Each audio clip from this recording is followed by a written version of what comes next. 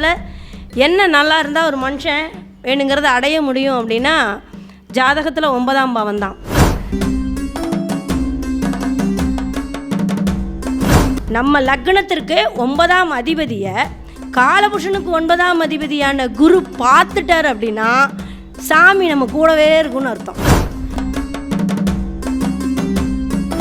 இப்போ பார்த்திங்கன்னா கரூர் மணிமேகலை அம்மா ஒரு ஜோதிடத்தை பற்றி ஒரு நல்ல ஒரு தகவல், அற்புதமான ஒரு அழகான தகவலை ஒரு 10 நிமிஷம் உங்களுக்கு வழங்குவாங்க. நல்ல ஒரு அற்புதமான விஷயங்கள்லாம் இருக்கும், தெரிஞ்சுக்குங்க.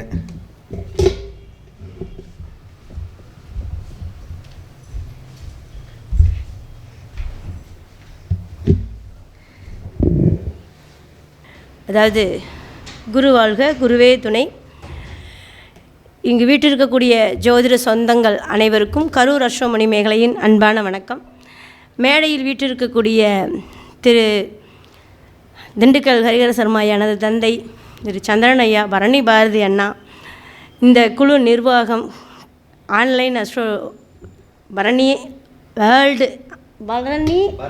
அஸ்ட்ரோ வேர்ல்டு சேனல் பார்த்து கொண்டு இருக்கக்கூடிய அனைத்து உறவுகளுக்கும் என்னுடைய நெஞ்சார்ந்த வணக்கங்கள். 10 நிமிஷம் தான் கொடுத்துருக்காங்க, இதிலே 2 நிமிஷம் போயிடுச்சு. ரைட்டு.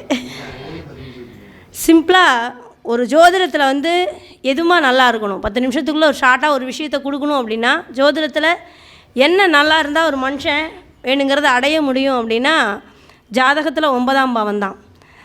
நீங்கள் 12 ராசி சக்கரத்தில் பாக்கியம்னு சொல்லக்கூடிய வீடு தனுர் மண்டலம், அது காலபுருஷ தத்துவத்தில் இருக்கக்கூடிய விஷயம்.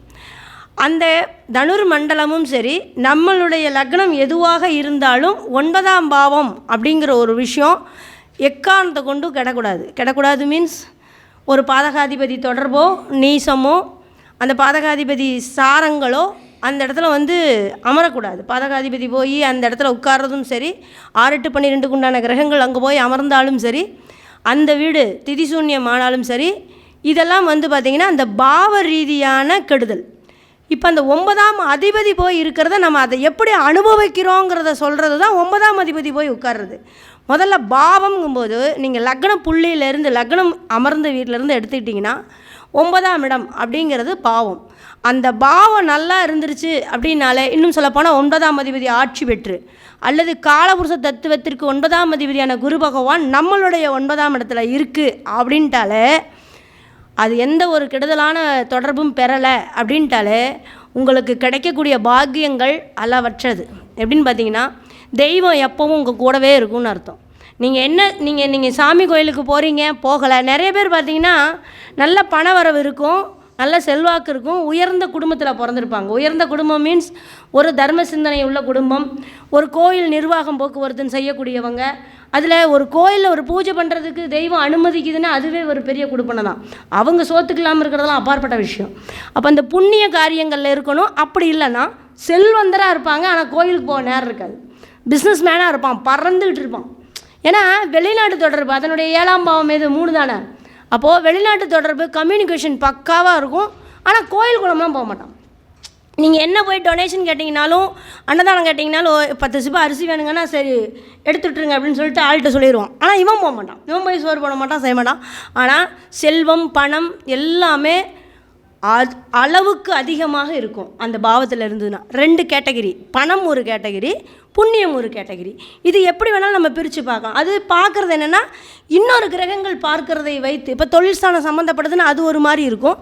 5, 9 அந்த ஜாதகத்துக்கு 5, 9 சம்மந்தப்படும் போது புண்ணிய காரியங்களாக போகும். இவ்வளவுதான் விஷயம். ஊருக்குள்ளே ஒரு தலைவராக இருப்பாங்க.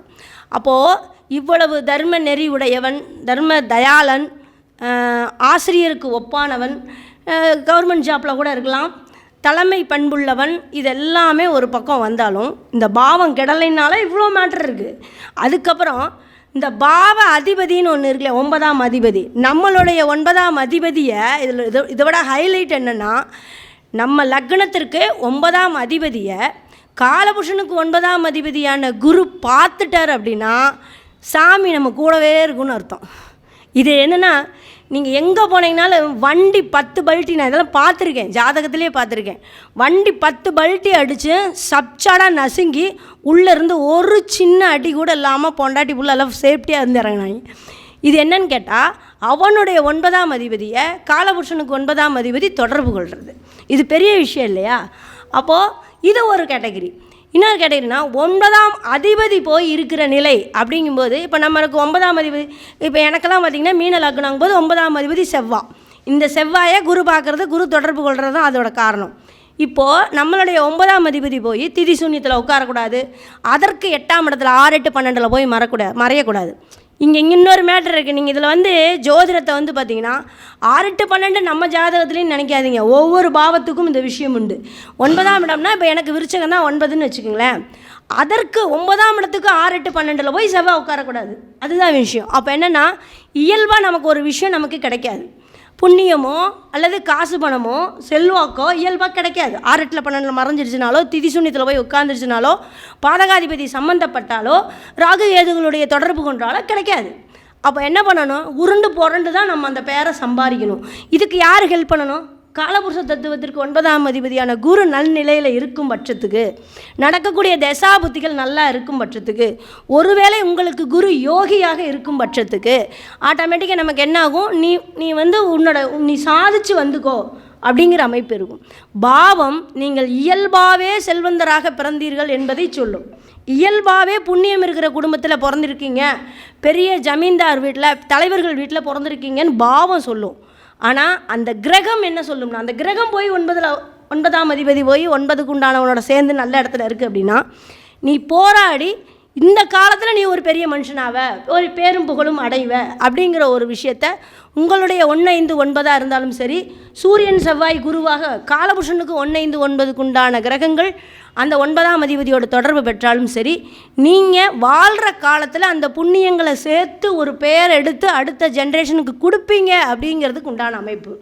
இது டோட்டலாகவே நீசம், அஸ்தங்கம், 8 தொடர்பு, இன்னும் 2 பாவிகளால் பார்க்கப்படுவது, இதெல்லாமே இருந்ததுன்னா நம்ம அடுத்தவன் பாவத்தை சம்பாரிச்சிட்ருக்கோன்னு அர்த்தம். இது எல்லாத்துக்கும் லக்னாதிபதி தொடர்புங்கிறது நன்னிலையில் இருக்கும்போது லக்னாதிபதி தொடர்பு பெறணும். பாதிக்கப்படும் போது 9ஆம் அதிபதி பாதிக்கப்படும் போது லக்னாதிபதி தொடர்பு பெறாமல் இருக்கணும். அதுதான் இங்கே இருக்கிற ஒரு விஷயம். ஒரு பாக்கியத்தை, ஒரு குடுப்பனையை தெரிஞ்சுக்கிறதுக்கு இவ்வளோ விஷயம் இருக்குது. அப்போது ஈஸியாக ஒருத்தன் எப்படா ஈஸியாக அவன் வாட்டுக்கு சம்பாதிக்கிறான், ஒன்றுமே தெரியாது, கத்தையாக சம்பாதிக்கிறான் அப்படின்னா அதற்கெல்லாம் காரணம் அவனுடைய ஜாதகத்தில் இருக்கக்கூடிய குடுப்பனை. அப்போ 9ஆம் பாவம்ங்கிறது நம்மளுடைய தந்தைக்கு பாக்கியம்னு சொல்லக்கூடிய 5 அவங்க தாத்தன் சம்பாரித்து வச்ச புண்ணியம். அது ஒருவேளை நம்ம ஜாதகத்தில் அந்த புண்ணியம் இல்லைனாலும் நாம் அந்த புண்ணியத்தை சேர்த்து வைக்கும்போது நம்மளுடைய சந்ததிகளாவது இந்த மாதிரி ஒரு வாழ்க்கையை வாழ்வாங்கங்கிறதுல மாற்று கருத்தே இல்லை. நன்றி, வணக்கம், வாழ்த்துக்கள், வாழ்க வளமுடன்.